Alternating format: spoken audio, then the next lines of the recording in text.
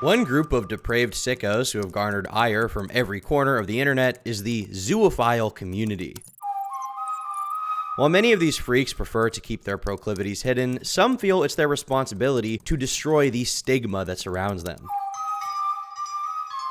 Two self-described cross-species activists, who go by the online aliases Toggle the Rat and Fausty, decided to lead the charge, culminating in the creation of the pro-zoophilia podcast, Zooier Than Thou. The contents of this podcast, while disturbing, are only the tip of a seemingly endless iceberg. Drug smuggling, theft, violence, prison sentences, and countless instances of animal cruelty are only a few words to describe the tumultuous origins of Zooier Than Thou.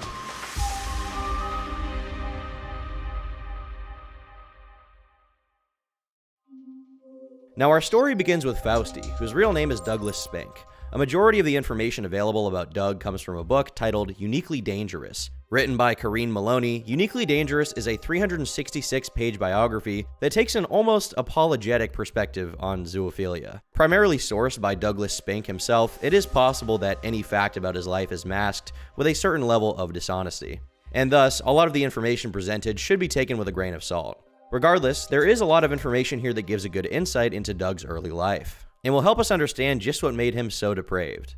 Douglas Brian Spink was born on March 17, 1971 in Harmony, Pennsylvania. He was raised alongside his older sister, Joy, in the suburb of Fox Chapel, a notably wealthy neighborhood that was also home to well-known child entertainer Mr. Rogers. It's a beautiful day in this neighborhood, a beautiful day for a neighbor. Doug claims to have come from humble beginnings, but this is simply not the case. His father worked as a salesman for a construction company, and his mother had inherited a small fortune from her late grandfather. His father, Jack, was described by his family as a manipulative sociopath who often took pleasure in winning people over. He supposedly used this skill of manipulation to entice a handful of mistresses during his marriage. To no one's surprise, this habitual infidelity led the rest of the family to resent Jack, finding solace with each other, as well as the family's pets and livestock. The Spink family residence was also home to a wide plethora of animals, with more common pets like cats and dogs, to more unorthodox companions like raccoons and snakes. Growing up around so many different creatures, it was only natural that Doug fostered a deep love for them as he grew up. In particular, he developed an affinity for horses, spending a lot of time on horseback throughout his neighborhood. Whenever he wasn't in the barn, he enjoyed studying and reading books, often choosing to do his homework instead of playing with other children. Despite being an extremely intelligent child, he found human beings to be confusing and preferred the company of animals. Because of his emphatic passions, poor social skills, and his at the time undiagnosed autism, Doug was supposedly singled out by his peers and relentlessly bullied, even by his own sister, who gave him the nickname of Pony Boy. In a forum post made in 2008, Doug reflected on how he learned to deal with the bullying he faced. Having been picked on mercilessly for years in school, for obvious reasons, freak, dog boy, smells like horse shit, etc. In middle school, I just decided that I didn't care if people hated me. I'd carry on with my life, do my thing, try to be nice to people around me, read books, and enjoy life as best I can. The strangest thing was that once I made that choice, many of the people who used to torment me the most suddenly turned around to say, "Oh yeah, that dude's cool. He's a total freak, but he's our freak, so don't mess with him or you're messing with us." I still really don't understand why that happens, but hey, I was glad to at least not be the brunt of every school prank. At the age of 8, Doug claims to have been molested by an older family friend while spending a few days at his house. Doug rationalized this traumatic experience, believing it was actually the older man's pet python who escaped its cage and violated him. This belief likely brought him comfort in dealing with his trauma, as Doug preferred animals, both socially and sexually. And this is where things are going to get a lot darker, because even from a young age, Doug was abusing animals. In his own words, his first intimate relationship was with a golden retriever who lived in the neighborhood. In a forum post uploaded sometime in the late 2000s, Doug described his routine in courting the animal. "My first true love was a golden who lived a few miles away. We spent many cold nights together. I'd sneak out, go let him out of his kennel. He was locked up outside 24/7, 364, and we'd get frisky and then just cuddle under a tree or bush for hours. Until at last, I had to return him to his kennel, walk back home, sneak into the house, and sleep for an hour or two before school. I tried as hard as anyone can try anything to be normal for years. My secret zoo side was known by nobody, and I did everything possible to stamp it out so I could lead a good life. Needless to say, looking down the barrel of a lifetime spent to someone who is by definition despised, attacked, potentially prosecuted, and perhaps perhaps sent to a mental institution in the old days isn't exactly motivation to bring out the zoo in anyone. I really felt if I couldn't get it under control, then my life was worthless and why bother. Hence the multiple suicide attempts in my teen years, heavy involvement in bleeding edge soloing as a rock climber, etc. If, in fact, something in my childhood flipped the switch somehow, I'm nevertheless quite sure that the switch is essentially impossible to switch back. Despite these troubling behaviors, Doug continued to flourish in his academic endeavors, so much so that he was given the honor of delivering the scholar's speech at his high school graduation. He then began studying at Reed College, where he earned a bachelor's degree in anthropology, before attending the University of Chicago, where he received his master's in business administration. During his time in the Windy City, he got a job working for a dog breeder, a woman named Judy, who he eventually married in 1994. Judy Slayton, who was 22 years older than Doug, had 4 kids of her own. Originally intending to continue his collegiate career with the hopes of earning a Doctor of Law degree, he chose to enter the workforce to help support his new family. Doug's efforts in school paid off greatly, as he was able to get a job at Boston Consulting Group with a base annual salary of $135,000. The following year, he landed an executive position at Safeguard Services, a credit card fraud insurance company. This was relatively short-lived, however, as the company's shady business practices actually compelled Doug to become a whistleblower. After his time with Safeguard came to an end, he began pursuing his own personal business ventures, founding Timberline Direct in 1996, which managed various catalog brands specializing in sporting equipment and supplies. Doug spent the next few years operating these catalogs before selling them for over $5 million to a sporting goods chain called G.I. Joe's. And Doug's story could have and should have ended here. At 27 years old, he had earned a life-changing fortune and should have been mature enough to realize his relationship with animals was unhealthy for both parties. Unfortunately, this wasn't the case, as Doug's story was only just beginning. With his wife and stepchildren, he moved into a home on an 82-acre plot of land in the small town of Gaston, Oregon. The couple began work at Timberland Retrievers and Timberland Farms, 2 companies that focused on the breeding and training of dogs and horses, respectively. The latter in particular received worldwide acclaim for their exceptional roster of Grand Prix show jumping horses and their valuable seed. One horse that stood out from the rest was Capone, a black stallion with 3 white socks, regarded as one of the world's best show jumpers. Doug apparently loved Capone in particular for more than his remarkable skills, regarding this horse as the love of his life. In a post made to the Blue Light forums in 2008, a user requested that members write a letter to their significant other. Doug contributed to this thread with a letter almost certainly written to Capone. Dear beloved, thank you for being the best part of my life. It's amazing that we ended up together, and yet I look back and can't imagine the last 10 years without you. In truth, I can't imagine me without you. Every day you make me smile and laugh. I never get tired of seeing your face, smelling your breath. I'd do anything for you, to see you happy and content. The world knows you as a famous superstar. To me, you're just you. The superstar part is there, but not the most important thing. Seeing your face every morning is a blessing. I'd never take it for granted. I know I don't always make everything perfect, no matter how hard I try. I also know that you understand, and that you're not upset even when a day goes sideways and nothing seems to go right. Your equipoise and calmness are a lifesaver for me when I'm frazzled and disconnected. I trust you with my life. I love you beyond belief. I dread the thought of ever losing you, and can't imagine going on when you are gone. Our life together is a fairy tale. I don't ever want it to end. I want to bottle up the love and keep it on a shelf to have forever. I know that's not very Buddhist, and I know you think it's silly, but it's how I feel. My world revolves around you. Doug specifically targeted male dogs and horses when courting his victims. This is likely because, despite being married to a woman, he was actually homosexual, although he only had a slight interest in human males. These hidden details of his sexuality slowly eroded his 6-year marriage from the inside out, yet Doug had no intentions of admitting nor confiding in his wife about these issues. That's not to say, however, that she wouldn't eventually find out the truth. Sometime in the late 90s, a supposed reformed zoophile outed Doug to his community, creating dossiers regarding his behavior and posting them online. As a result, anytime someone searched the name of Douglas Spink, they would bear witness to his despicable and heinous crimes. In a sense, this public outing was a liberating moment for Doug. Struggling with suicidal ideation and self-hatred his whole life due to these factors, he now had nothing to hide and learned to accept himself for who he was. This ultimately improved his outlook on both the world and himself. In a forum post uploaded on May 15, 2008, Doug reminisced on this pivotal moment. For most of my life, until my mid-20s, this side of me was absolutely, totally, completely, entirely hidden from everyone, forever. I lived my life in utter and total fear that I'd be found out. Every sexual encounter was a potential disaster. Every feeling I had for my partners had to be hidden and denied around others. That kind of life really fucks up your mind. I had major issues with depression and every other bad thing I can think of. I had all but a split personality at some level. I was one person inside and a totally different person on the outside. But after I was outed and my worst fear had come true, I slowly came to see it as a blessing and not a curse. If I wasn't doing anything horrible in my zoo life, and I really don't think I am in an objective sense, then why am I so ashamed of it? Why did I hate that side of myself so much? It's been a long, slow, challenging process to unpeel these layers of denial and lies and dishonesty and instinctive hiding. A big part of it is involved forcing myself to answer questions honestly in public so I don't backslide into old, unhealthy habits of thought. This revelation, while supposedly emotionally beneficial for Doug, was the catalyst of a few misfortunes as well. His trial judge title with the American Kennel Club was revoked, and he was forced to shut down his dog breeding operation. This was also the final straw for his wife and sparked the beginning of their separation. They remained married until 2003, with one staying at their mansion in Gaston and the other staying in their smaller farmhouse located 25 miles away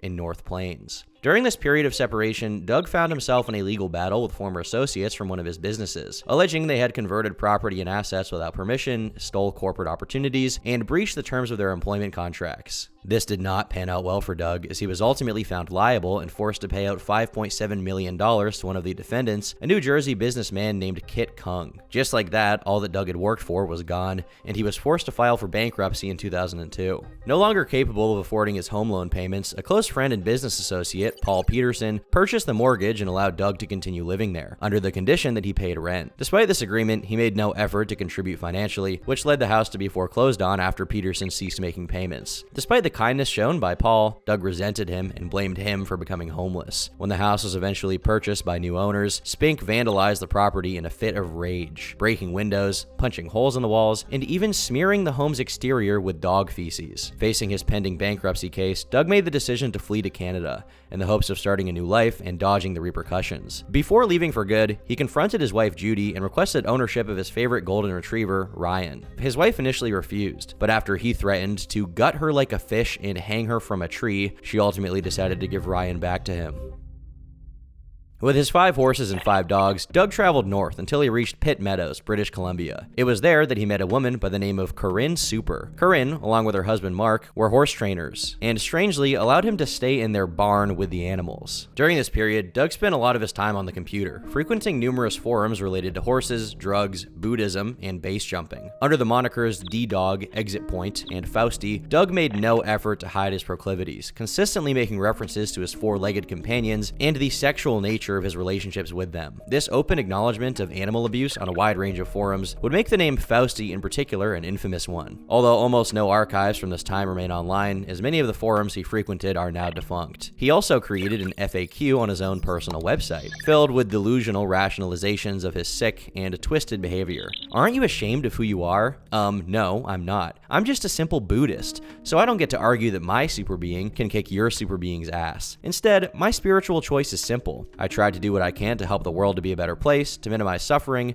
and to manifest genuine love. Though I've tried and tried, nowhere in there can I figure out where my zoo-ish relations with my boys break the rules. They're happy, I'm happy, we love each other. End of story. Isn't it abuse? It's simply logically impossible to declare interspecies intimacy to be abuse, while simultaneously admitting that sex within species is not abuse, and that the many other actions we take on behalf of, or with, our non-human companions are not abuse as well. As a friend once commented with a certain flair for poetic imagery, how can it be abuse to lick a dog's balls, but not be abuse to cut them off? Oh my god, bro.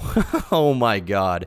Do you wish you were normal? Nope. Doug also spent a lot of time on a bestiality forum aptly named Beast Forum, where he allegedly posted videos of himself with his animals. This behavior likely resulted in the police investigating Doug on allegations of animal cruelty. They confiscated his computer, where they found numerous images and videos of him abusing his animals. Though, if this investigation truly did happen, it seems Doug was never charged for anything. While she didn't expect anything at first, it wasn't long until Corinne took note of Doug's strange behavior and unorthodox philosophies about humans and animals. He refers to people as two-leggers. He says that there is a 4-legged world and there is a 2-legged world, and he only has use for the 4-legged world. The 2-leggers are nothing but an inconvenience. The mainstream, the rules, and our society and our culture is based around the 2-leggers, and that is not where he belongs, so those rules don't apply to him. He wanted to be with the dogs and the horses. He would always have a very private boundary. He calls it the boundaries. If the barn doors are shut, you do not enter under any circumstance. He would say, do not enter, period. If the barn doors are open, you are somewhat welcome, but you have to announce yourself. Doug claims to have fostered a romantic relationship with the woman, as they supposedly got engaged sometime in early 2005. Though Corinne adamantly denies this, as she was already married and was well aware of Doug's homosexuality. Doug always made it very, very clear to me that he was gay. I certainly have it in letters. I have it written that he wanted to be very clear that he wasn't misleading me, that there would be no chance of any kind of a romantic thing with him, that he enjoyed my friendship very much. I think he called me a beacon of light in a very tough time for him, and he welcomed my friendship and my enthusiasm with the horses, and he enjoyed my company, but that he was truly dedicated to his family, and that he was gay. He knew he'd been gay for a long time. That was the difficult part he had with his ex-wife. He went into long, lengthy discussions about it. I don't know what his concern was to make me crystal clear to understand that. I'm not truly quite sure why he would think that was an issue. But a supposed email sent by Corinne to Doug in 2005 seems to contradict this, where she says, "I've always tried hard to understand your emotional plumbing. If it seems like I've been trying to replumb you with my advances, I did not mean it. I am a sexual creature that likes to be touched and touch. It is part of the attraction. I'm sorry that it makes you so uncomfortable. I think it is healthy. It leaves you feeling weak and vulnerable, open to attack. This is my first try at loving a different creature. Perhaps if I had your experience, I would not have failed. I have never lied to you nor said anything about who or what you are, except that I'm attracted to it and want to learn more."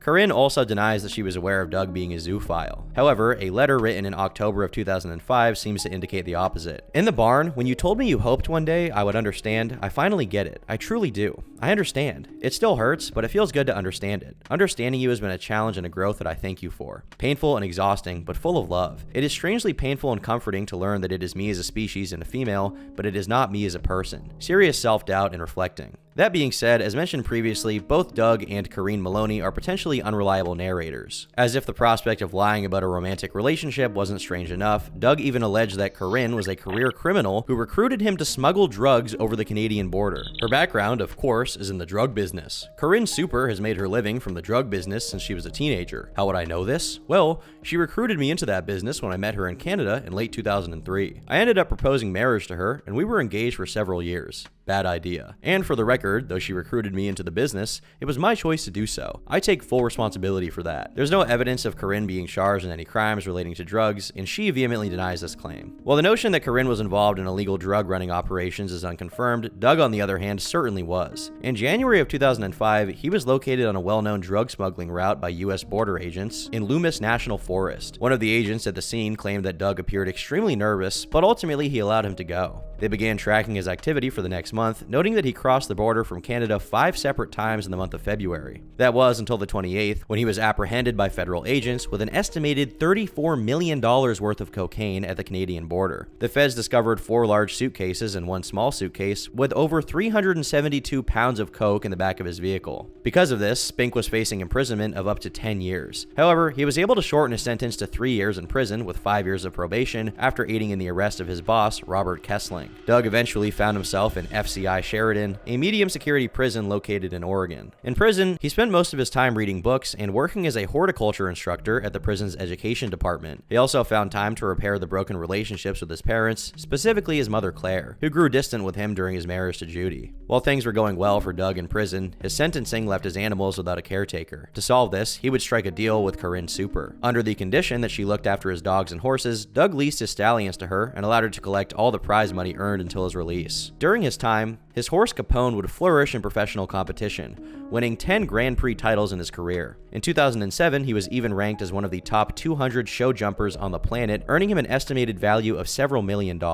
Despite this previous agreement, Super wanted more. Well aware of his carnal desires for Capone, she petitioned to acquire ownership of the champion show horse, a right she would easily be granted. Doug was released early from prison for good behavior on May 25, 2007, serving only 21 of his 36-month sentence. He rented a small barn with an apartment in Custer, Washington, near the Canadian border. While he was able to collect his dogs, Super refused to give Capone back, sparking a custody battle over the champion show horse. While Super claimed she wanted Capone out of love, Doug believed she solely wanted to profit from him. Capone's value came in particular from his exceptional genetics, which made him a viable option in producing future offspring for anyone willing to pay. Doug suspected Corinne was attempting to stockpile Capone's loads, which ran a market price of $2,500 per emission. During a heated argument over the phone, Doug stepped outside to scream at Super, leaving a package of sugar cookies on the table. Distracted by the argument, he failed to notice his dogs began to fight over the cookies, which resulted in his dog Ryan being critically injured. Unfortunately, the dog would pass away from his injuries, which devastated Doug. Eventually, the two would meet in a parking lot where they would reach an agreement, with Capone being returned to Doug. At this point, things were looking up for him. His time in prison soured the prospect of returning to drug running, and he set his sights on becoming a veterinarian. He would be accepted into Washington State University, only to have the offer rescinded once the establishment learned of his past of fraud and incarceration. Doug also believed they may have discovered his public outing as a zoophile and decided to cut ties. As a result, he attempted to sue the school for discrimination on the basis of sexual orientation. However, the legal team he attempted to hire rejected the case for obvious reasons. With his dreams of becoming a veterinarian destroyed, Doug decided to dip his toes back into doing business online, founding Benecki Privacy Computing Incorporated and starting his own virtual private network service. While Doug was taking steps to get his life back together, Corinne Super was devising a plot to pull the rug out from under him. She was determined to get Capone back by all means necessary. After failed attempts to get the police involved, she was forced to take matters into her own hands. In May of 2008, Doug spent a weekend away from his home to go hiking with his new boyfriend. When he returned, the front gate was open, the barn door was ajar, and Capone was gone. He quickly contacted the police, informing them of the suspected horse napping, sparking an investigation into the matter. Corinne openly confessed to taking Capone, alleging that Doug wasn't properly taking care of him, was sexually abusing him,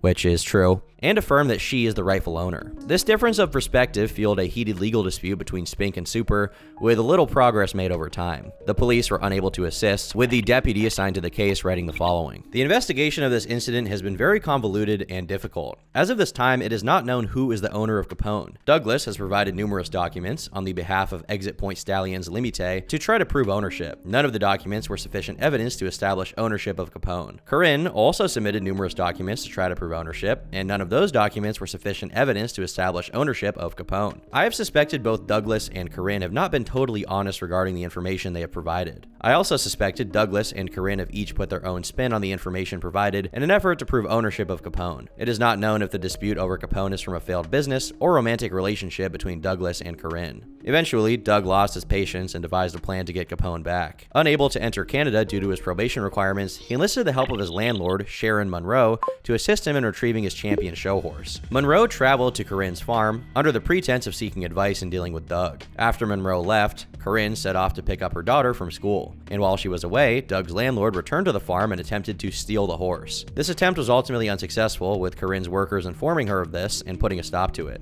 But she wasn't done yet. A month later, while transporting Capone in a trailer, she noticed Monroe following behind with an empty trailer of her own. For nearly 2 hours, Monroe chased Corinne down the highway with the intent to steal Capone back and return him to Doug. This chase came to a halt as Corinne pulled into the parking lot of the local police department. The police's attempts to mediate were ultimately for naught, as Monroe followed the woman home once again and attempted to steal Capone. The cops arrived at the scene and removed her from the property. Monroe then remained on the side of the road for a total of 3 hours before finally leaving, and this would be the last time Corinne Super saw Sharon Monroe. Out of options, Doug realized the only person who could retrieve Capone was himself. As Thanksgiving approached, he figured Corinne may not be around to keep an eye on the farm during the holidays, and he was right, as she would spend Thanksgiving weekend out of town. Doug, in the dead of night, snuck into Super's barn and stole Capone back. The first to inform Corinne that her champion show horse was stolen was Doug himself, sending her a 2-word text message: "Checkmate, cunt." With a small loan of $80,000 from his mother, Doug relocated to a small cabin in Sumas, Washington, where he thought that Corinne Super and law enforcement couldn't find him.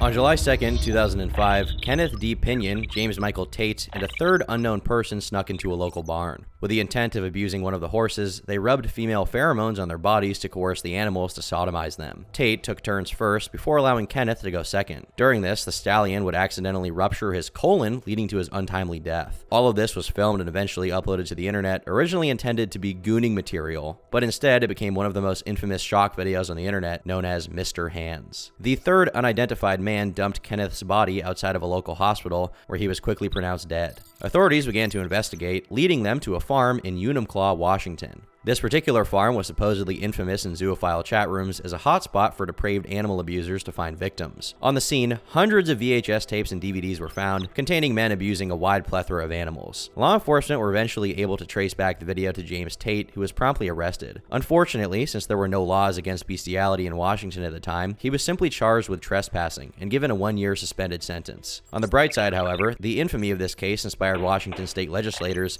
to craft and pass a bill outlawing sex with animals. A short time later, James Tate would move to Maury County, Tennessee. He would take residence at a local farm where he would continue to exploit animals. Local authorities were eventually notified of this, and once again, Tate was arrested. This is where Douglas Spink re-enters the picture. Familiar with the infamous Unimclaw case and aware of his recent arrest, Doug wrote a letter to Tate while in jail offering his help. He obviously sympathized with Tate, believing he was incarcerated on the basis of his sexuality. Doug even went as far as writing a letter to the Maury County Assistant Public Defender. Mr. Tate has also informed me that he, personally, has no documentation from you or anyone else relating to this case, the charges under which he is being held, or anything else. Apparently, in the sole meeting you've ever had with him, several weeks ago, you flashed a copy of several warrants at him, but refused to give him copies of the same. He sits in jail with no reliable explanation for why he is being punished. Either behave as a professional and an officer of this court, or expect to face any and all sanctions appropriate for such failures, both with the judge, if there even is a judge in this current case, and with your state bar association. I don't have time to play games with you. Mr. Tate rots in jail while you dither, and his possessions and non-human companions are scattered to the winds. If you think I speak lightly in promising to ensure you're held accountable for your failures as an officer of the court, I suggest you find a few minutes in your busy schedule to validate that assumption on your part. This bizarre and unwavering advocacy for these strange people compelled law enforcement to begin investigating Doug Spink himself. Calls made to Tate's prison were obviously recorded and revealed Doug openly admitting to his interests. Authorities also found pages of evidence from his numerous forum posts advocating for and acknowledging his abuse of animals. With a mountain of evidence against him, in the early morning of April 14, 2010, law enforcement approached Doug's recently purchased cabin in Sumas and arrested him for violating his parole. On the scene of his small cabin were dozens of dogs, horses, and mice, the latter of which supposedly had their tails cut off, strings tied to them, and petroleum jelly coating their bodies. All of these animals were confiscated and relocated by the Watcombe Humane Society, with Capone being returned to Corinne Super. Along with Doug, a British tourist named Stephen Clark was also arrested. Video evidence was uncovered of Clark sexually abusing 3 of Doug's dogs. Clark also had a prior history of legal troubles, including charges of theft and unlawful interactions with both animals and children. To get into the U.S., Clark lied about his past criminal convictions and omitted the E from the end of his surname when applying for his visa. For this, he spent 30 days in county jail before he was deported back to the UK. This lead prosecutor for this case spoke about this decision, saying, "I just wanted to get rid of him. I didn't want to clog up our jails with this guy. This is a problem born of another country." This was not an isolated incident. Doug frequently pimped out his animals to be used by other depraved individuals he met online. His small cabin in Sumas had become a hotspot for zoophiles to visit. However, Doug denies the allegations of his supposed bestiality farm. Once again in police custody, Doug faced a lengthy legal battle. Prosecutors believed his probation was violated a total of 4 times for committing to the crime of animal cruelty, failing to submit truthful monthly reports, leaving the jurisdiction without permission, and associating with persons engaged in criminal activities. Doug disputed 3 of the violations, however conceded that he did travel out of state. He traveled to New York City to do a presentation on corporate jurisprudence at the Last Hope conference. His presentation was posted online, where he openly admits to his quote-unquote relationship with Capone. I have kind of an unusual lifestyle in that my primary physical, emotional, and social bonds are with horses and dogs. So my family is really mostly composed of dogs and horses. My life partner, who I've been with for 10 years, is a famous athlete and very successful, has his own fan club, and pays a lot of the bills around the farm actually with his work. He's also got 4 hooves and a tail. He's a show jumping stallion named Capone 1. I always joke about that and say it's actually cool because I can always say that my boyfriend really is hung like a horse. People usually blush, like, you can't say that. I did, I said it. I'm not really sorry about it. So I have kind of a different life that I live in a barn, actually, and with the guys, and have for a long time. Unfortunately for Doug, any disagreements he might have had with the case didn't really matter, and he was ultimately sentenced to 3 years in prison with another 2 years of probation. This sentencing was strictly for his federal probation violations, and he still faced charges of animal cruelty that were pending in Watcombe County.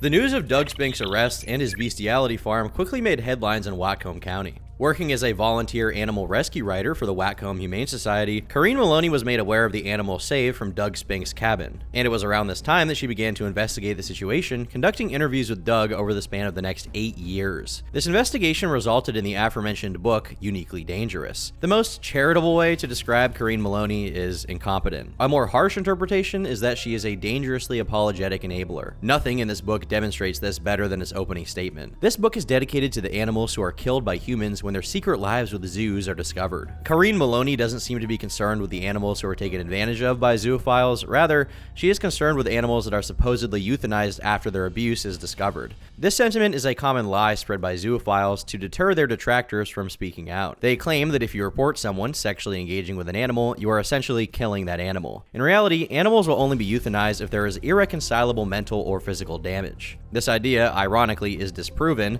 by the case regarding the 2010 sting in Whatcom County. The mice discovered were euthanized under the belief that their lives would not be very good if they continued living, given the fact that their tails were cut off, strings were tied to their body, and they were, the stuff that they went through, the sort of canal they probably saw, I think did enough damage that the rescuers determined it was probably over for them. Meanwhile, the 7 dogs and 4 stallions who were recovered at the scene were not euthanized. Rather, they were sent to various shelters or rehomed. On top of talking to Doug, Corinne uncritically interviewed and shared the stories of other zoophiles, where they were free to bellyache and exhaust their proclivities. In Chapter 14, Coming Out, Corinne interviewed a 68-year-old man named Bernard. She dedicated 2 pages in the book where the man was free to air his grievances with not being accepted in society. Bernard had started abusing a 2-year-old dog named Ashley at the age of 16. After Ashley passed, he began abusing her offspring, following their offspring as well, and the terrible, disgusting cycle continued. Corinne frames Bernard as a man who suffers physical side effects from the stress of hiding a secret, yet remains proud of who he is, as if he is a downtrodden outcast, unfairly mistreated by society. Chapter 16, Lady Bublé, tells the story of a zoophile named Philip Bublé. Philip was much more open about his interests than most zoos, sharing it with his family and friends. His father in particular was disgusted by this, and when he walked in on his son French kissing the family dog, he snapped. Later that night, Philip's father attacked him with a crowbar, beating him within an inch of his life. This resulted in a broken arm, 63 stitches, and permanent neurological damage. But Bernard is a forgiving man who was upset by his father's prison sentence for attempted murder. Yet, he remained frightened, paranoid that the world was out to get him, up until his untimely death in 2010. In the 48th chapter, titled Donkey Love, Corinne seemingly attempts to normalize the concept of human-animal relations, referencing a handful of villages on the northern coast of Colombia which encourage young men to have sex with donkeys. None of these stories have anything to do with Doug. They do nothing aside from attempt to humanize zoophiles. Scrutiny is exempt from all of these stories, and if anything, they do nothing but attempt to excuse the deplorable acts of mentally ill degenerates. As to why Corinne felt so compelled to charitably shine a light on the life of zoophiles, it's not really certain. What is certain is that she dedicated 8 years to writing a book that Doug openly promotes as a reputable source of information. During these 8 years, Corinne would frequently meet up with Doug, beginning their string of interactions while he was still in prison. While Doug viewed his first sentencing as a blessing in disguise, he had a much more unfavorable view of his second stint in prison, believing he was being persecuted based on his sexuality, and even described himself as a political prisoner. Doug spent most of his time in jail, the same way he did during his previous incarceration, reading hundreds of books and taking a job as an educational tutor for the inmates. During his second stint, he shared a cell with Mike Fenter, who was serving 10 years for a handful of armed robberies in California and Washington State.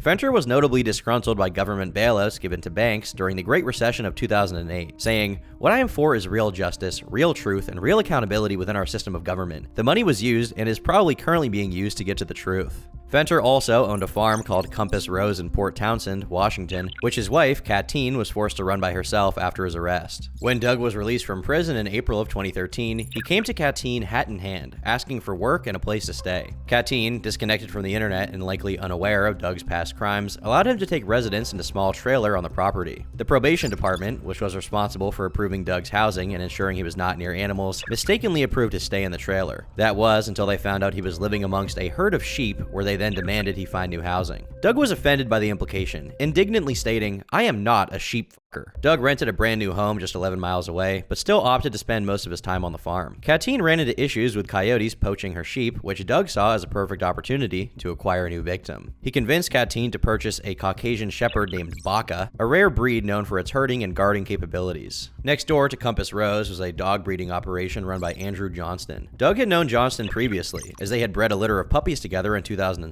He was promised one of the dogs under the pretense that he found owners for all of the remaining litter. Doug was unsuccessful unsuccessful in finding new owners and was not given one of the puppies, which he was furious over. This ultimately soiled their relationship and future business prospects. Doug took a liking to a 5-year-old dog named Genghis, a canine he believed was being abused by Johnston. This is entirely possible, as in 2009, Johnston was warned by police after receiving an animal cruelty complaint. Kateen's mother, Beverly, also allegedly witnessed Johnston abusing one of his dogs. With this, Doug decided to steal Genghis from Johnston, cutting a hole in the fence that separated their properties and taking him in the middle of the night. When Johnston discovered this, he quickly called the police and placed blame in the hands of Spink. Law enforcement found Doug at his home, where they found Baca in his truck. Genghis, on the other hand, was nowhere to be found. To this day, it is unknown where Genghis went, as he was never seen again. In 2024, he would be over 20 years old, so it's certain that he since passed away. This would not be the end of Doug's legal troubles, however, as he still faced charges of animal cruelty from his sting operation in Whatcom County. That being said, Doug believed it was a case he was sure to beat. I would like to say that on the Whatcom County case, that case was filed right before the statute of limitations expired. As a result of the 2010 incident, my lawyer and I are fighting that vehemently. We're fighting the constitutionality of the state underlying that case, and in the strongest possible terms. And we're looking to overturn that statute on the basis of a flagrant violation of the findings of the Supreme Court in Lawrence v. Texas, as well as numerous due process violations of the statute itself. That's the status of the Whatcom County case. I'm proud to be fighting that case. I look forward to winning that case and to removing that statute from the books. For those unaware, Lawrence v. Texas was a case handled by the Supreme Court that ruled that the criminalization of sodomy between consenting adults was unconstitutional. Doug believed his sexuality was no different than being gay and sought to use this landmark decision as his greatest weapon in advocating for his innocence. Obviously, this didn't work. Doug had his probation revoked and was forced to serve the remaining 9 months behind bars. Once his sentence was complete, he still faced animal cruelty charges in Whatcom County, stemming from the sting operation on his cabin in Sumas. Doug originally accepted a plea deal admitting to 1 count of animal cruelty and agreeing to a lifetime ban on owning dogs in the state of Washington. However, the judge opted to throw out the plea deal and sentenced him to 90 days in prison, as well as banning him from owning dogs for life. Doug requested a few weeks to get his affairs in order before officially being sent to prison, which he was granted. During this time, he fled to Canada with his boyfriend. At that, I had a decision to make: go back to that state, face further open-ended persecution without a real lawyer, and having already seen a stacked deck sentencing hearing take place that I knew was headed off the rails. I decided that, based on all I've seen and know, going back voluntarily represented a genuine risk to my safety, and I had no idea when or if I could return to Canada once that thing down there was finished. Would they frame me for something else? Add some new change out of nowhere? Try to involuntarily commit me under some specious psych diagnosis? I put none of that past them. I decided that I would simply step back from the jail sentence and let things play out. Doug made a new home for himself in Port Stanley, Ontario, where he spent the next 8 months in hiding. But like a moth to a flame, it was only a matter of time before he found himself in the hands of law enforcement again. On August 9th, 2015, police were informed of a disheveled man with a towel around his waist wandering into local businesses along Warncliffe Road in Lambeth. He initially gave them a fake name, but was eventually identified and arrested. Doug blamed this incident on his supposed PTSD, saying, "Yesterday I found myself in contact with local police officers without any of my ID or driver's license on hand. I was not in my best form, having that morning engaged some personal demons in an hours-long event. Let's just call it an event for now, in the local swamps and forest land. I was recovering from a deep dive into the cold waters of genuine terror, and I'm not in my home country, driving a vehicle with expired plates," and so on. All irresponsible and, in a word, dumb. Doug was released from prison the next day after the detention center holding him made an error. Authorities quickly rearrested him the following day, and he was eventually deported and sent back to America. He spent a few months living with his mother, Claire, in Pennsylvania, before sneaking back into Canada. Of course, Doug's habitual run-ins with the law didn't magically stop here. In November of 2015, emergency workers received word of a fire taking place at the home of Ronald Matuszek,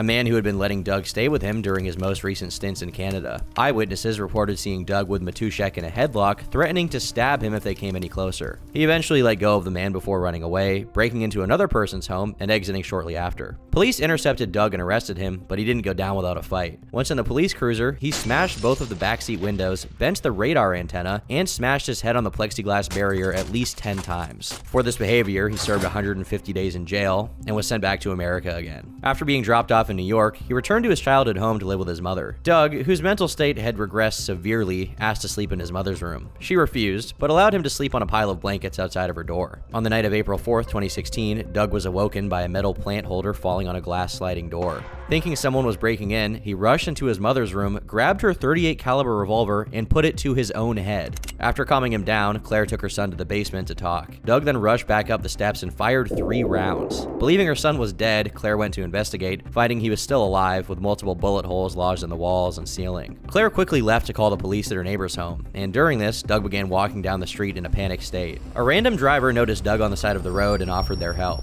He requested they bring him to the police station, which they initially obliged. However, as Doug became more erratic, they asked him to get out. He eventually found himself at a gas station, where one of the employees promptly called the police. When they arrived at the scene, Doug was curled up in the fetal position behind the store's counter. It took 5 officers and 3 sets of handcuffs to eventually subdue him, and he was then rushed to the hospital. There, he stayed for a week before being moved to Butler County Prison, where he faced a total of 17 criminal charges, 12 of which were felonies. Those charges included 1 count of possession of a prohibited firearm, 3 counts of discharging a firearm into an occupied structure, 5 counts of aggravated assault, 4 counts of recklessly endangering another person, 1 count of criminal mischief for breaking a screen door, and another 3 counts of criminal mischief for the $5,000 in damage caused to the gas station during the struggle. Unable to pay his bail of $35,000, Doug remained in custody while awaiting prosecution. Unfortunately, Doug walked away with nothing more than a slap on the wrist, charged with misdemeanor criminal mischief, reckless endangerment, and resisting arrest. By February of 2017, Douglas Spink was a free man once again. It is truly remarkable that despite his habitual disregard for the law, he always manages to find himself out of prison. Doug was now more than ever a danger to both animals and humans. He was a ticking time bomb who brought chaos and terror wherever he went. With his behavior almost being reinforced by the legal system's negligence, it was only a matter of time before he once again had run-ins with law enforcement. Paranoid by his previous encounters with police, Doug no longer felt safe living in his apartment, opting to sleep in his car in various locations in Butler County. In November of 2017, he accidentally got his car stuck in an alley, where he decided to just take a nap.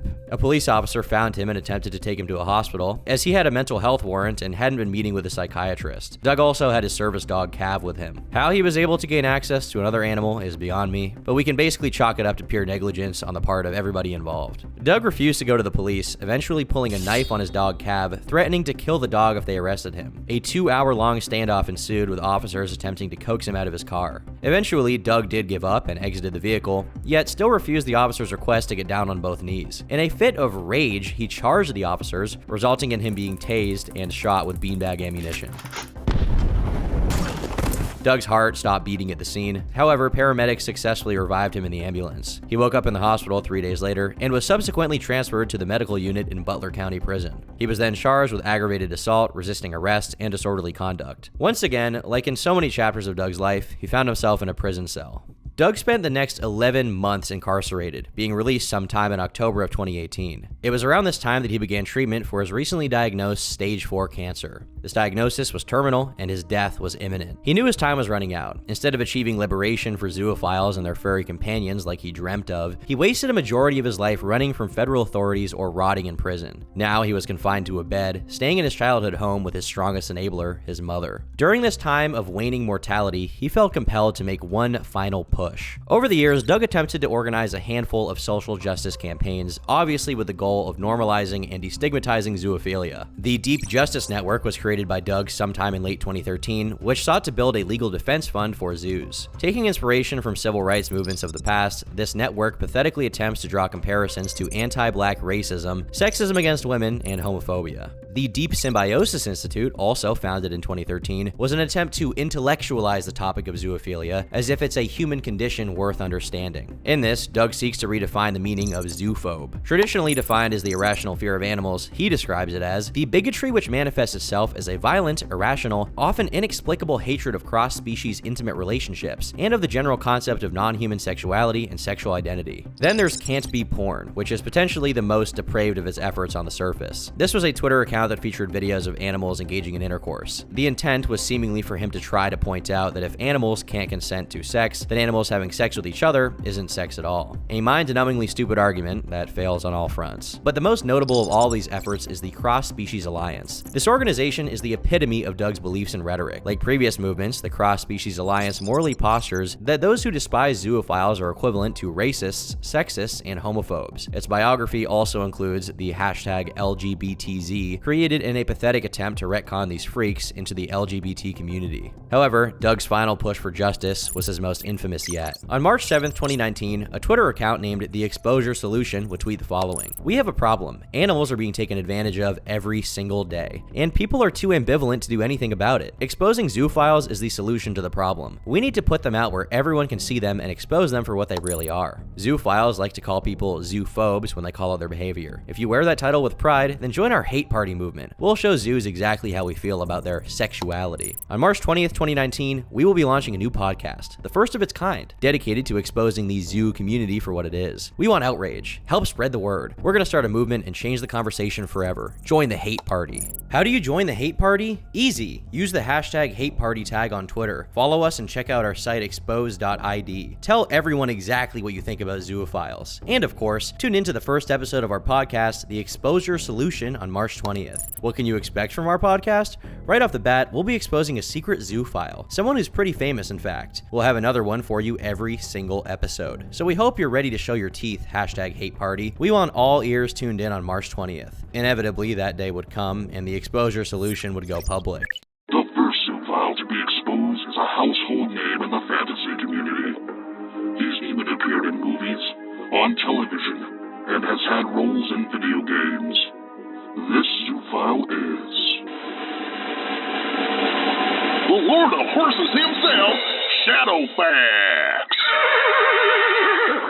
You see, the Exposure Solution was actually the name of the first episode of the Zooier Than Thou podcast. The celebrity in question they sought to expose was Shadowfax, the non-fictional horse of Gandalf the Grey. All of this was done simply to draw the attention of zoophiles and their detractors. This supposed group of internet vigilantes hell-bent on seeking justice for countless numbers of animals was nothing more than a ruse. In reality, Douglas Spink was behind all of it. Under his infamous online moniker, Fausty, he used this fake Twitter account as a promotion for his newest project. With the help of his co-host, Toggle the Rat, the two intended to fight for the rights of zoophiles. When we started this podcast, I had been several months previously diagnosed with terminal stage 4 metastatic malignant melanoma that had spread to my lungs, and this was really intended to a degree as my swan song and my last opportunity to give something back before I wrapped up shop and headed on to greener pastures. Just about everyone familiar with Zooier Than Thou was well aware of Douglas Spink, earning himself a Kiwi Farms thread posted in November of 2018. Toggle the Rat, on the other hand, had no intentions of revealing his identity. Typically when posting selfies, Toggle used his iPhone's Memoji function to replace his head with a cartoon mouse. While this was successful in covering his face, it still left a trail of breadcrumbs that could potentially reveal his identity. In 2018, Toggle attended Midwest Fur Fest, posting multiple pictures of himself with friends at the convention. One photo in particular showed him out of his fursuit and in street clothes, wearing a gray zip-up hoodie, a black t-shirt, and a pair of glasses. People began searching for clues, eventually stumbling upon a photo posted by a user named Fink, featuring a man who fit the description, wearing a similar outfit and pair of glasses. Kiwi farmers also managed to find a Twitter account for a Memphis-based animal rock band called Exit Mouse. They eventually stumbled across a video of their vocalist doing warm-ups, who looked identical to the man in the first photo. Both of these images also share a resemblance, with the avatar's Toggle publicly posted to his Twitter account, featuring short brown hair, patchy facial hair, and glasses. On top of this, both the Exit Mouse and Toggle the Rat Twitter accounts used the character creating software Hero Forge around the same time. Toggle also posted a picture of a new mask he had bought, which the lead singer of Exit Mouse also happened to own. While both of these could be pure coincidence, it certainly adds credence to the theory. As people dug deeper, they discovered a post made on Bandcamp in 2017, revealing the original name of the band was Husky in Denial, before changing it to Exit Mouse. During this era of the band, the vocalist's online moniker was Smooch This Pooch, demonstrated through archives of the band's Twitter. With this Twitter, Kiwi farmers managed to find more pictures of the vocalist, along with pictures of his husband, Trevor. Most notably, however, the Husky in Denial Tumblr account was found, where the man carelessly doxed himself while showing off his new guitar strings, revealing his name as Buck Riley. This coincides with both his Twitter and for affinity accounts identifying himself as Buck. While the new address in the photo was out of date, Buck's husband, Trevor, accidentally leaked their new address when venting his frustrations at Grubhub not delivering his Taco Bell on time. Kiwi Farms users were able to locate his new home on Google Maps and confirmed his residency with a Facebook post showing the front yard and unique metal lattice trim. This post in particular was also a crucial piece of evidence that Toggle the Rat was in fact Buck. Posted on February 18th of 2020, Trevor states that a stray dog was abandoned near their home and asked his followers if anyone would be willing to take him in. Coincidentally, 3 days later, Toggle the Rat posted about an abandoned dog that he and his husband had been taking care of. Another alternate alias, Clunk, was also discovered, as people found two posts that were nearly identical being posted by Husky in Denial and Chipmunk Clunk. This led investigators to find a list of fetishes posted by Clunk. These included age play, animals, grandfather/grandson, and underage characters. This also coincides with Buck's frequent and bizarre defense of cubs, which are underage furry characters. Eventually, through more digging, Kiwi farmers were able to find out that Buck was only a nickname, with his real name being Charles Alexander Berry. Hypothetically, there is a chance that all of these parallels are simply a long string of unfortunate coincidences. However, this is very unlikely to be the case. It seems that Toggle became aware of Doug through his Cross-Species Alliance Twitter account. Their first encounter actually sparked a disagreement regarding the infamous zoo sadism leaks of September 2018, during which Toggle, at one point, referred to the account's admin as petulant. However, this insult would not sour the future relationship between the two. Shortly after, Toggle happened to begin reading Uniquely Dangerous when he noticed that the Cross-Species Alliance was referenced in the book. He quickly put two and two together and realized that Doug Spink was behind the account. And I noticed in Maloney's description of the ransacked little shack that he lived in that the words Cross-Species Alliance was written on a whiteboard in the background. So I messaged him later and I was like, hey, is this account run by Doug Spink? And he was like, yeah, there's a few people that run this account, but it's me typing right now. The two struck up a friendship, and eventually Doug would inquire about starting a podcast. Thus, Zooier Than Thou was born. A brief description on the show's website reads, Zooier Than Thou is yet another monthly podcast covering the Zoophile community and all things zooey and wonderful, featuring current events, dating advice, and insider tips on rubbing shoulders with the Zooluminati elite, all with a great deal of silliness. Zooier Than Thou sets itself apart from the pack with an openly positive and joyful interpretation of what it is to be a zoophile. Hosts Fausti and Toggle bring 2 lifetimes of animal activism and cross-species romance to the mic, with the help of a dedicated cast and crew of zooey talent. There may be hundreds of others out there doing the same thing, but Zooier Than Thou aims to do it the best. Zooier Than Thou is no different than Doug's other efforts to normalize his degenerate sexual interests, the main difference being the layer of irony and satire, likely used to shield himself from terms of service violations. A notable quote comes from the very first episode, where the two hosts explain the nuance of their self-described activism. But in zoos, we've always known better, though. It's not about the humans, it's about everybody. So with this podcast, what we're really all about is celebrating primarily the non-human side of things.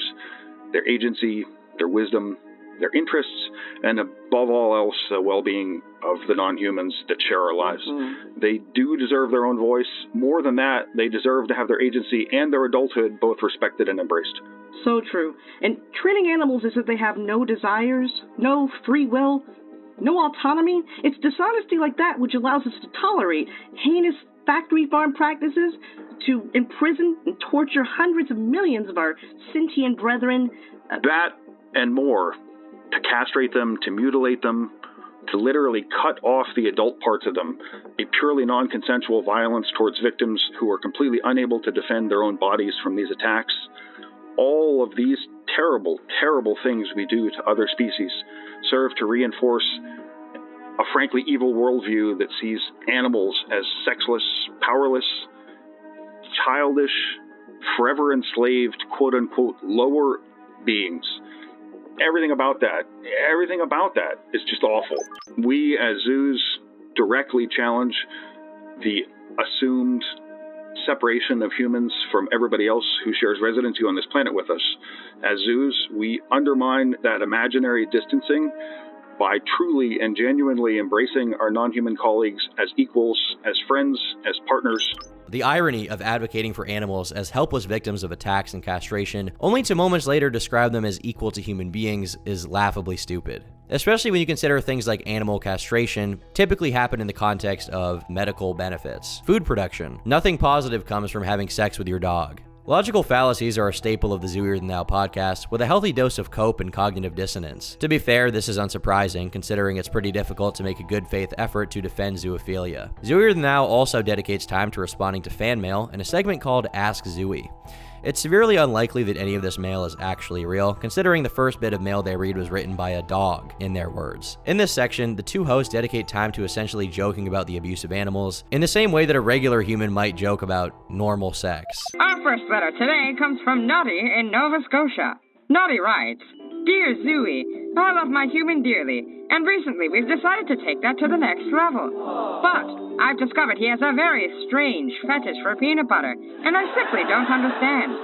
I try to indulge him, but the peanut butter just gets stuck to my gums, and I end up licking my teeth more than I'm licking his junk. And what's worse, by the time I finally finish cleaning it off him, he slathered even more onto his balls. I want to make my human happy, but I don't know how much longer I can stand the taste of peanuts. What should I do? Ah, yes. Peanut butter is a common fetish for humans. Indeed. You hear about it in movies and TV all the time. Well, Nutty, it might seem awkward, but perhaps it's best to sit your human down and have an honest talk about his peanut butter fetish.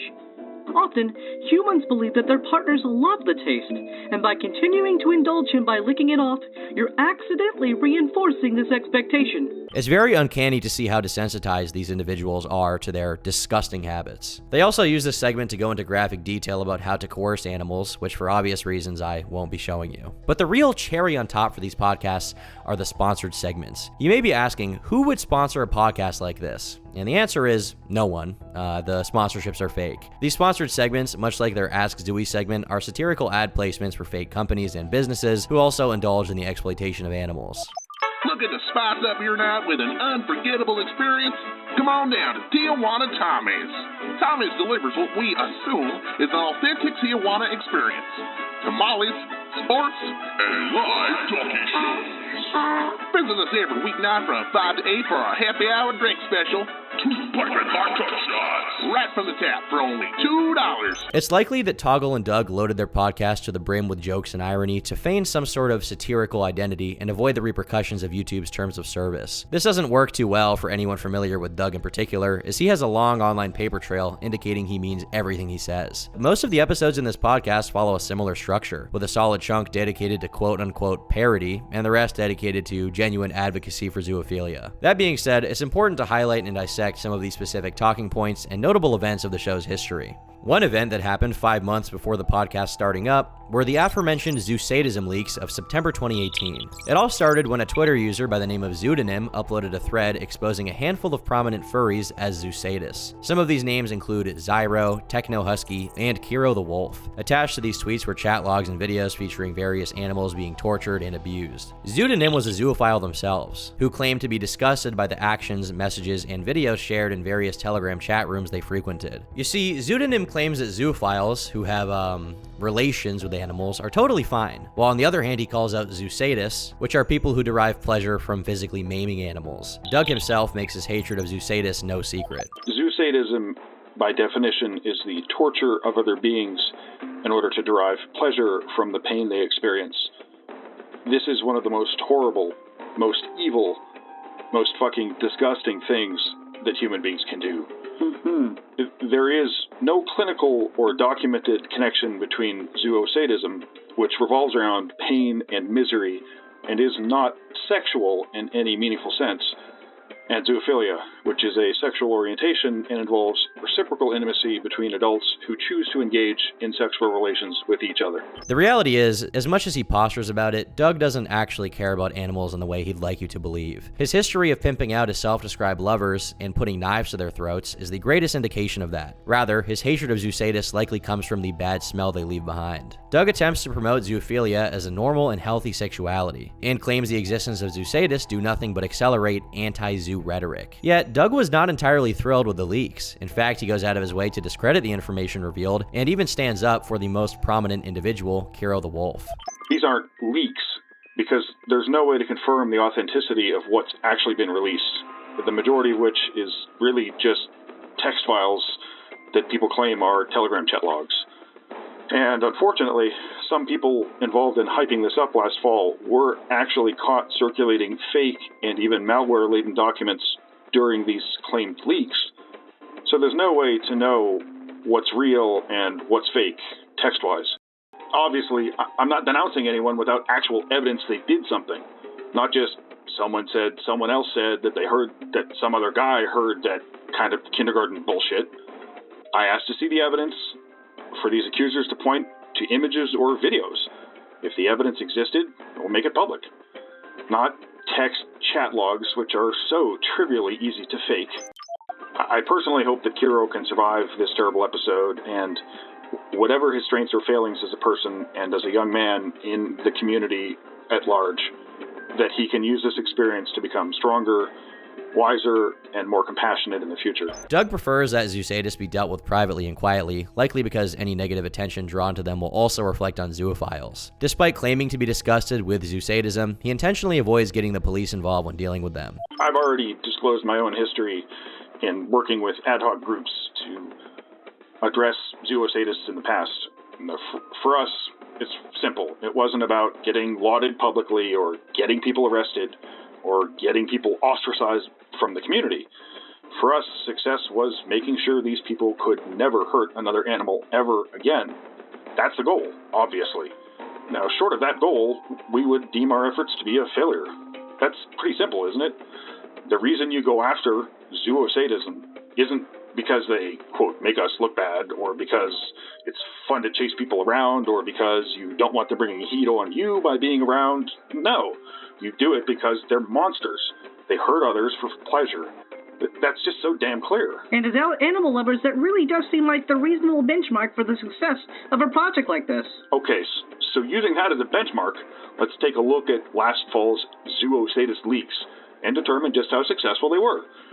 Because some of the zoos who were really, really close to all this, they claim they were infiltrating all this zoosadist talk, but I have my own personal concerns about how they ended up so tangled up in the middle of all this as zoos because, I don't know, me personally, I never seem to get tangled up with zoosadists, you know? In reality, his concerns with zoosadism is nothing more than half-hearted virtue signaling, all done in a pathetic attempt to posture zoophiles as morally righteous animal lovers. This sentiment of zoophilia being all about love is heavily expanded on in the 4th episode of the podcast. With Doug absent, likely busy with his cancer treatment, Toggle conducts a solo interview with a person named Kion. Kion supposedly had been in the zoo community as long as Doug had, meaning he was an active member in the earliest days of the internet. It was during this time that he was producing not safe for work content featuring animals and posting it online for other people who like that stuff to see. Funnily enough, during this episode, the hosts themselves go on to discuss how there are many moral complications that can come with traditional human-on-human sex work. And they go on to discuss the various philosophical quandaries that come with involving animals in such a thing. This is where Kion tries to make a distinction between bestialism and zoophilia. Bestialist is very much the physical aspect,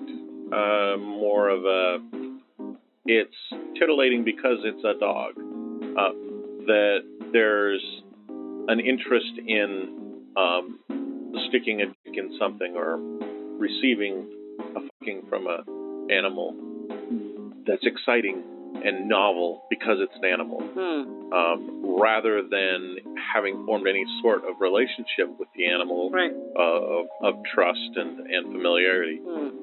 You can't jump a fence and screw a dog and consider that to be really much more than bestialism. In essence, according to him, bestialism is a simple fetish for animals on the basis of the novelty of doing stuff with them, as opposed to zoophilia, where he claims that love is the central focus and sex is just a byproduct. This is ironic, as Kion later goes on to reminisce about his dog Zane, a supposed love of his life that he used to pimp out and use in various videos he produced. It's very clear to people like Doug and Kion that animals are a commodity to be used for profit and lust, quite different from an average human-on-human relationship. As mentioned previously, Doug has frequently tried to retcon zoophiles into the LGBT movement. This comes along with the duo referring to anti-zoo sentiments as bigoted, and referring to those who oppose their lifestyle as zoophobes. Much like this, the concept of zoo pride is often brought up. Speaking personally, I have been deeply touched by many of the listener submissions on the topic of zoo pride. In addition to the wonderful diversity of views on what zoo pride means to each of us, the overall zeitgeist of the community, the pride in our collective pride, as it were, comes through in each and every one of these submissions. Social justice is a frequent talking point in the podcast as well, even referencing supposed misogyny within the zoo community. I don't know that men are more harshly criticized as much as women are kind of completely erased from the idea of what it means to be a zoo in the eyes of bigots. There's definitely some weird misogynistic bigotry and hatred that underlies so much of this. All of this is very intentional. Crafting actual arguments as to why their sexuality is okay is obviously impossible. It's much easier to reuse the rhetoric from LGBT spaces to create as many parallels as possible to something recognizable. Many understand and sympathize with the plight of gay people in society, and Zooier Than Thou attempts to promote zoophilia as a social justice cause only a few steps behind. Doing this postures those who oppose them as equivalent to homophobes, and would put them on the wrong side of history in Doug's eyes. When called out for their non-consensual acts against animals, they project onto those who criticize them, ironically accusing them of projection and questioning their understanding of sex. I really have a problem with sex in general being seen as like a violent act. An act of asserting one's power. Well, let's note the people who are making assertions of sex as a violent act. What does that tell us about the people making those assertions? Yeah. Right. And those people then project that disgusting, broken view of intimacy onto us, and it has nothing to do with us. It has to do with them in some weird way making their behavior real and then attacking it in some way, attacking themselves and something, and in the meantime we're sitting here shrugging our shoulders like, what the hell is that about? Rather than advocating for themselves in a good faith manner, Zooier Than Thou seeks to gaslight his detractors into believing that they are simply ignorant and hateful bigots who are projecting and don't have any real good reasons to dislike them. One group of people in particular who have been vocal against zoophiles is the furry community. A common stereotype amongst those in the furry fandom is that they harbor a secret attraction to real-life animals. This negative stereotype has compelled many furries to actively speak out against this animal activity and make their grievances with those who harm them known. The hosts of Zooier Than Thou, on the other hand, believe this is simply a shame-riddled attempt to hide the true nature of their sexuality. Furries have always been considered strawmanned as zoophiles, and that breeds a certain resentment in our community towards zoophiles, even while, I'm just using this loosely, but half the people in the fandom are zoophiles. Even though that's the case, there's a strong desire to separate themselves from zoos, and in that strong desire, the persecution becomes more heated. But because they could not be out as zoos, they used furry in part as a kind of subterfuge in case anybody had was suspicious of them, if anybody wanted to accuse them of being dog fuckers or something. This is a common theme in all of the talking points frequently used in the podcast.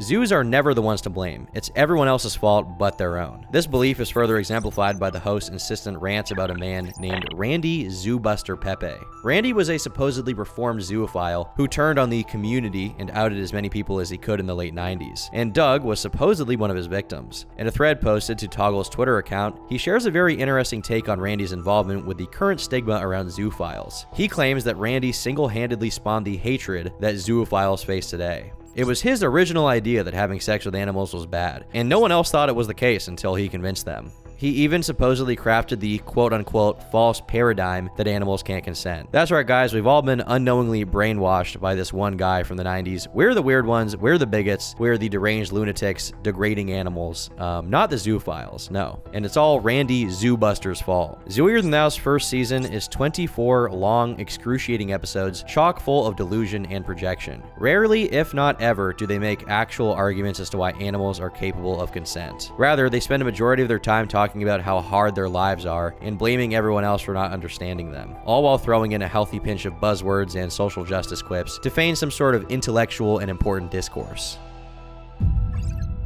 Doug's death was looming over him throughout the entire podcast. He was frequently absent in a few episodes, often dealing with complications due to his chemo treatments. I am currently in between chemotherapy treatments. The last protocol I was on, toxic side effects built up to the point where we had to stop, and I have not started the next protocol yet. So I am off chemo right now for the first time in many months. According to Doug, he was also not taking his oral chemotherapy behind his oncologist's back. Over the summer, I almost died in June, again from chemo, not actually from cancer.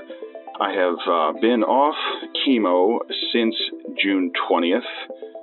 Don't tell my oncologist because he doesn't actually know. His initial diagnosis was evolving rapidly. The cancer traveled from his skin into his lymph nodes, which then spread to his lungs and trachea. An already difficult cancer to beat was now an inevitable death sentence. This leads us to January 24th of 2020, when Doug's husband, Zeman Depo, would announce that Douglas Spink had passed away. In episode 11.5 of the Zooier Than Thou podcast, Doug's husband would also further expand on the death of his late husband. Knowing and loving Doug was the best thing that ever happened to me.